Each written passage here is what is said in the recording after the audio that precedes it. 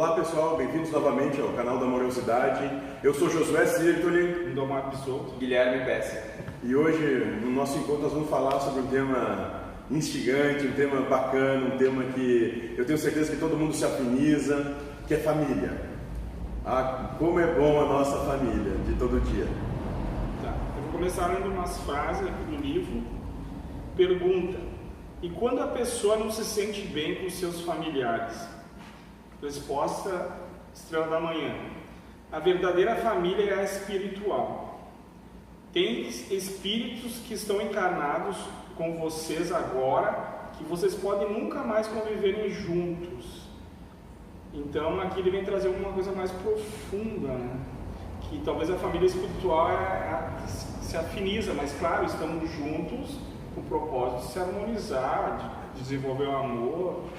Eu acho que a gente vai ter que pegar aqui dois vieses, né, dessa proposta de família, né? Então, o primeiro viés, e vou tratar isso agora, então, é a proposta da espiritualidade, né? Então, para a espiritualidade, tem um pai só, um gerador, e abaixo disso é tudo filho. Então, somos todos irmãos e todos iguais, né? Ninguém melhor ou pior. Então, não existe, para a percepção espiritual, não existe diferente. Quem coloca a diferença somos nós, né? Então por isso que eles trabalham como uma só família, todos irmãos, todos iguais, todos nivelados da mesma forma. Eu acho que esse é o primeiro aspecto da espiritualidade, e essa é a mensagem. Agora, quando a gente encarna e é inserido nesse contexto de vida aqui que a gente chama de planeta Terra, aí existe o que nós culturalmente trabalhamos, que é a questão dos laços de família, né? Que aí a gente começa com pai, mãe, irmãos, avós, tios, primos e por aí vai. E a família nada mais é, essa família humana, que um gigantesco campo de provas, né?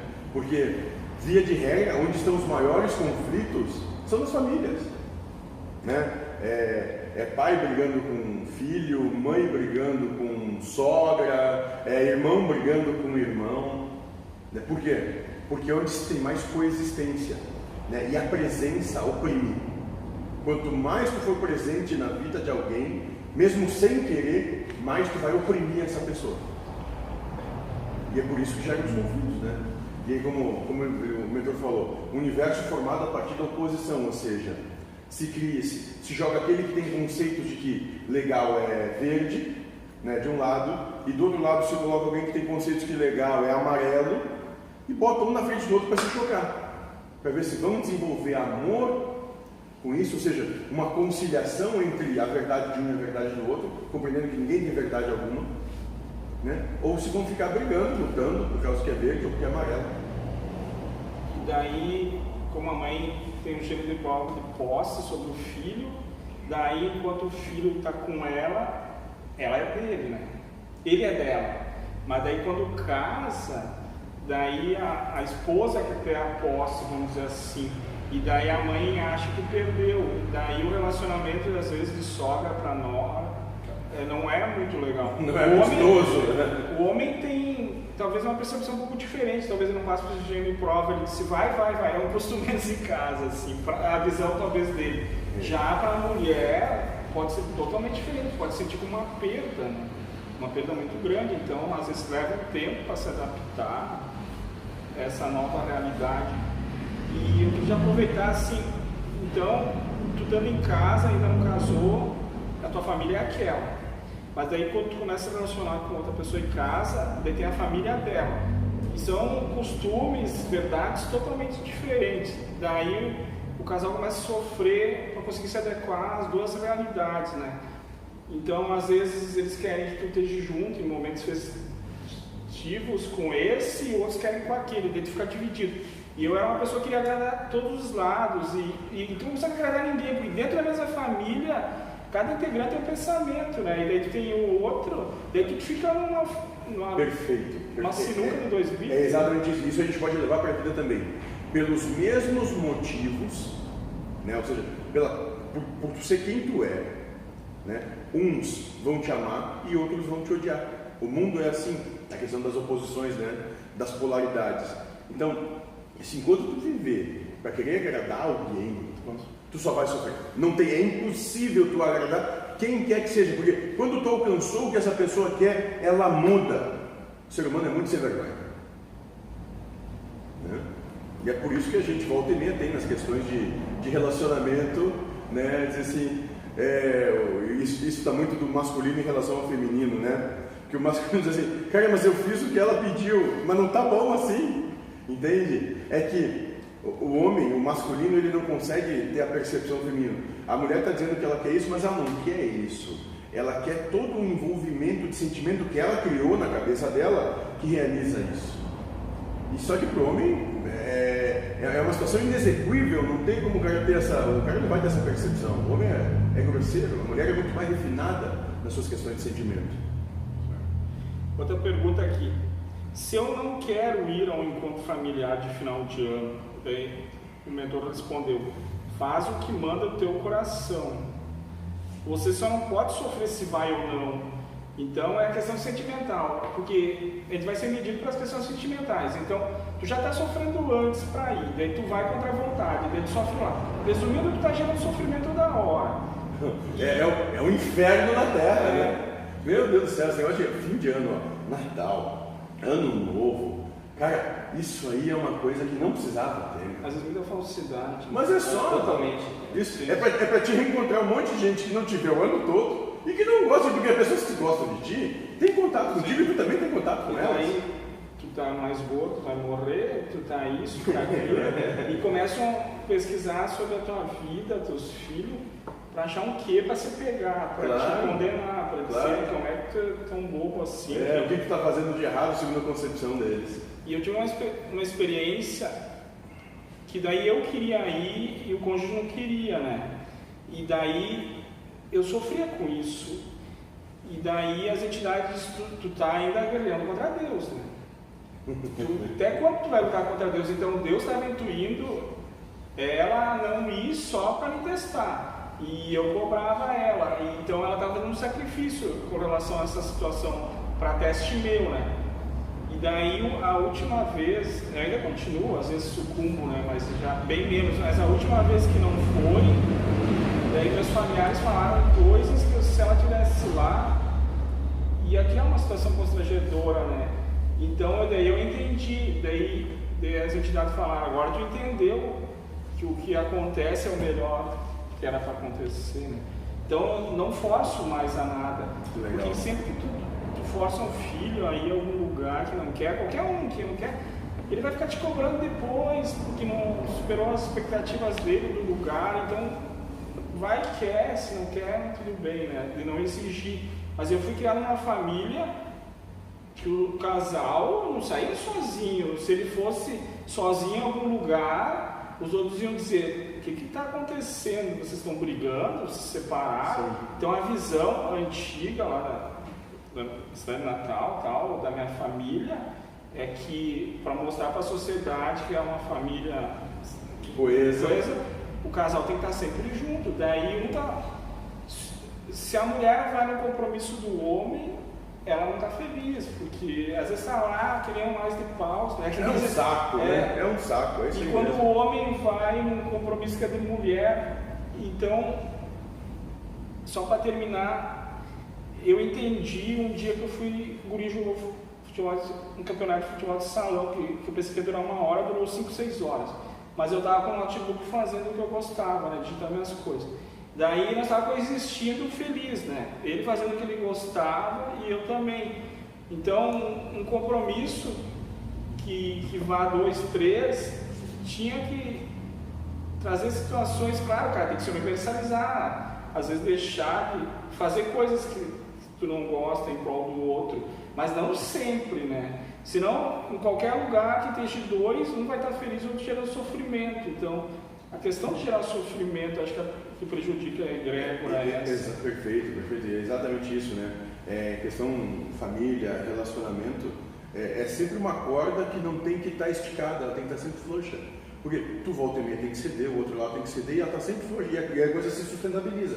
Porque se sempre estiver tensionada, uma hora rompe. Sim. né? E é bem isso. E o que eu acho legal é pegar tu falou da partilha e deixar o Guilherme falar também, tá? Sim. Não esquece, que o Guilherme não fala. Mas tem uma coisa assim que tu falou que me mexe, me toca. Eu me lembro lá atrás quando a gente começou esse trabalho. E eu me lembro dos conflitos que tu tinha em relação à tua família. Sim. Eu lembro como para ti era uma coisa dificílima. É que eu tinha minhas verdades transponíveis. Era o meu padrão. Eu me baseava pelo meu padrão. O Deus, né, na Terra. Esse o mais certo. Daí, tomando lugar de Deus. O resto tem que ser igual. E o bacana, e a tua esposa também, que faz parte do nosso trabalho hoje e tal, né, ela também chegou muito assim, lembra? Abrunhada, olhando de canto de olho, não sabe? Só que o mentor é aquele cara assim que ele vai te derrubar de qualquer jeito, né? Não tem como tu ficar, ele não deixa ninguém em cima do muro. Ele te derruba, de um lado para o outro vai cair, né? E o legal é que passado esse tempo, aí hoje tu vê eles, cara. Tu vê assim, quando ela olha para ele, tu vê um brilho no olhar que ela não tinha. Sim, e ele começa a olhar para ela assim. E esses dias ele disse para mim, vamos falar isso, ela acha que ela não vai assistir, mas tudo bem, ele assim para mim, sabe que eu cheguei, depois de 20 e tantos anos, eu tô com ciúmes da minha mulher esses dias, cara. Eu achei isso fantástico, porque, cara, é sinal que alguma coisa está mudando ali dentro. Sim, não, melhorou bastante, porque ela tinha as verdades dela, eu queria que o meu adequasse as verdades dela, eu tinha a minha, e nós ficava... o mentor disse, alguém vai ter que ceder. Daí, como eu já estava no grupo antes, eu comecei antes, mas não fui. Está ainda sendo trabalhado. Mas depois ela veio e começou a trabalhar ela também. E os dois sendo trabalhados, o outro também tem a minha esposa junto, daí é muito bom. Eu sinto, às vezes, que tem colegas no grupo que sofrem um pouco mais, porque só um integrante está, né? E o outro está vivendo aquela realidade do mundo. Então eles não aceitam muitos conceitos, mas quando está os dois, o casal aqui, né, é muito fácil, né? É muito bom, muito bom. E é bem gratificante quando está o casal junto, porque ambos conseguem crescer junto, se ajudar, né? Se ajudar nessa questão da lucidez. Claro que às vezes um vai ter uma compreensão um pouco diferente do outro, e aí entra a questão de ambos se respeitarem. Essa questão da corda, de ambos cederem um pouco mais que o outro, a questão do sacrifício, de um se sacrificar um pouco mais que o outro, mas com essa compreensão, sem sofrer, sem... Tem que fazer, vamos fazer, ok, é a vontade de Deus. Mas uma coisa que aconteceu, acho que faz umas semanas no trabalho do Lindomar, que foi chamado ali na frente e falado com ela, pedido para ela, quando tu conheceu ele 20 e tantos anos atrás, ele era desse jeito, fisicamente. E ela falou, não, ele era totalmente diferente, mas eu amo ele dessa forma que ele é. Um pouco legal, né? E isso foi muito legal, cara. O sentimento que ela expressou naquele momento. Mais pura verdade. Foi uma manifestação de verdade. Legal. Ela falou depois. E ela não me cobra nada sobre parte física. Mas eu conheço gente que a mulher exige que corra, que emagreça, daí sofre, né? Às vezes ele nem quer fazer aquilo, mas faz porque tem a parte do se doar ao outro, né? Tá tudo perfeito. Eu só queria, antes que eu esqueça, então a gente vê o casal chegando, quando começa a entrar no grupo, daí é aquele padrão de vem de mão dada e sendo do lado. Presa, né? Carregando dentro do mundo. Mas daí com o tempo começa a soltar, daí começa a ser aquela visão de irmãos, né? Daí já começa a se sentar em posição diferente e tá tudo bem, né? Mas então tem isso também aqui no grupo, desse negócio de aqui dentro é todo mundo igual, tudo irmão, lá fora são um casal, tá? Mas aqui dentro eu não sei pra ti, mas pra mim tu leva isso pra ti. Sim. Claro. Tu começa lá fora também fazer o que tu faz aqui. Então tu chega num lugar, num restaurante, vai jantar com os amigos, sim. Cara, não importa se vai sentar do lado dela. Sim. E não é isso que é o fundamento da relação. Isso, não é isso que traz afinidade. Não é isso o problema. E é muito legal porque daí dá liberdade. Tu tem esses choques, porque as pessoas não conseguem compreender isso. Sim. É bem complicado isso. Estão se dando bem. Mas tu dá a liberdade de que ficar aqui do lado medindo as palavras que o outro vai dizer para depois cobrar o que tu falou isso. Então dá a liberdade. E a gente tem muito isso como os dois estão trabalhando juntos, tu começa a ter uma liberdade muito maior, né? Que entra naquele fato, se tu ama, Tu solta. tu libera. Quem ama deixa a mão aberta. Fica quem te ama. E aí tu começa a ir e conviver com as pessoas, tu vê que é totalmente oposto a isso. E eles não conseguem compreender isso. E eles te olham, nossa, tua mulher é fora da casinha, né? Deixar tu falar ou fazer isso. Não é isso. E aí tu tenta explicar e eles não vão conseguir compreender isso. Mas é aquilo que o mentor falou, né? Ele falou faz pouco tempo para nós aqui. Né? Sempre que tu basear qualquer coisa da tua vida nesses 4 princípios: verdade, fidelidade, postura, conduta, nada te derruba. Porque tu não tem dúvida alguma nela. No outro. Posso continuar aqui? Então, ainda daquela pergunta lá de ir no encontro familiar de final de ano, ele complementa aqui. Se tu perderes a tua paz em qualquer situação é prova. Então, não só uma reunião familiar, em qualquer situação, tu não pode perder a tua paz. Se tu perde a tua paz, ainda tu não tem equilíbrio interior, né? A família no plano espiritual não tem nada a ver com consanguinidade, é como a pessoa que falou, é tudo igual, tudo irmãos, mas sim com reconhecimento, daí lá é por afinidade. Seja lá o que tu fizeres, não sofra, tanto faz tu vais ou não. Então, quer ir ou não quer ir, tudo bem, não tem uma receita vá ou não vá, mas não sofra por isso. Se tu não for, fique bem não indo, e se tu for, fique bem indo. Porque tem a questão disso aí, dessa pergunta, eu compreendo bem, porque assim, se tu for, normalmente, e acontecia, acho que foi um dos motivos da pergunta, sempre gerava algum atrito entre a família, né? Porque tu tem todos os opostos e tu junta num local só. Isso. E algum atrito ia ter. Essa era uma questão. A outra questão é, se tu não for, vão te julgar porque tu não for. Entendeu? E aí a questão é, tu não sofrer por essas duas coisas. Se tu vai e é atrito, ok, se mantém em paz. E aquela outra, né? Aí vai um, no casal, vai um do casal e o outro não vai, porque resolve ficar em casa dormindo.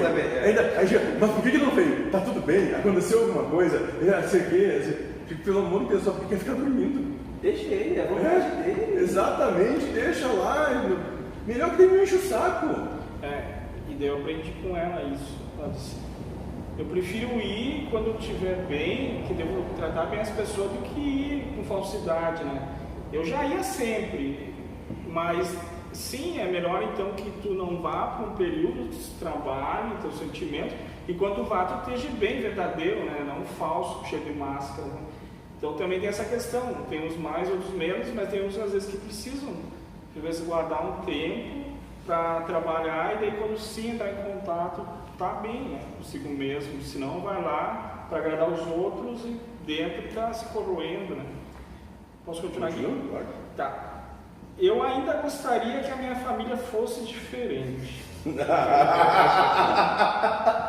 Que daí o mentor disse, se fosse igual a ti, tu não teria como demonstrar um amor. Então eles são contrários, né, em personalidade, em vontades, eles se chocam o tempo todo. Então ele disse, se o outro mudasse conforme tu, Deus ia fazer ele mudar novamente para que existisse a oposição, para ver como é que tu se comportaria.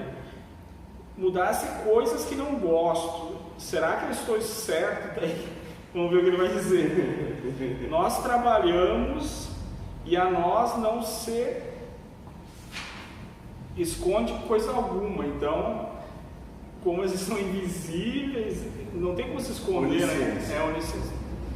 Para que estejam bem evidentes as mazelas do ser, mas não julgue a si mesmo, como os outros pensam é problema deles. Por que isso te corrói? Ele disse, porque isso te contraria. Então só te atinge porque queria que fosse diferente. Porque tu quer que seja diferente, exatamente. Há coisas que foram programadas para acontecer convosco, e é prova para mostrarem que amam a Deus sobre todas as coisas, e não ao seu ego, pois tu só podes trabalhar a si mesmo. Então temos que desconstruir essa verdade, do que eles pensam de ti, e do que você pensa que deve ser da sua família. Então deixa eles pensar o que quiserem de ti, né? ele só pensa porque tem mente para pensar. Sim, exatamente. Não tira frente com isso. Mas é que é muito óbvio, né? Se tu ficar te preocupando com o que o mundo pensa de ti, cara, não sai de casa. Não, tu te enterra, né? Problema do mundo que o mundo pensa. Tu tem que ficar bem contigo mesmo, bem com a vida que te apresenta. Né? Se tu ficar tentando agradar, é isso. Ser reconhecido pelo mundo. Se tu querer ser reconhecido pelo mundo, meu Deus, e não precisa ir longe, ó. Olha essas pessoas que têm mais muita visibilidade, né, na mídia e tal. Cara, se o cara pega e tá mascando um chiclete e cospe ele na rua, já fazem um escândalo que o fulano fez. Pô, meu, deixa o cara viver a dele.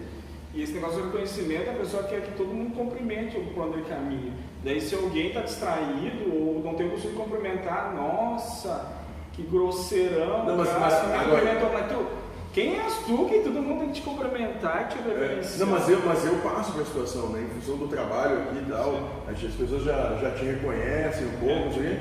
E eu tô andando na rua, não sei o quê, as pessoas vêm, e eu fico meio retraído, meio constrangido, porque eu não sei quem eu tô falando, não sei quem é, eu não sei porque quem vai comigo também. Não sei, é interessante. O José estava comigo, não me cumprimentou.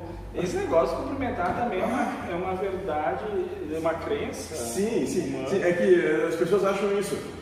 E você sabe como é que eu sou. Né? Eu chego cabeça baixa porque antes de chegar aqui a coisa já está rolando. Né? E já está vindo informação, já estão dizendo que vai ser assim, que tem que acontecer assado, que tem que ser desse jeito, que blá. Então eu não consigo ficar falando assim, todo abraça, beija. Meu, sem frescura. Né? Mas as pessoas não compreendem, é difícil, isso é difícil. Bom, aqui é a questão de pai para filho, né? Como não ser possessivo ou omisso com a família. Isso é uma dúvida minha.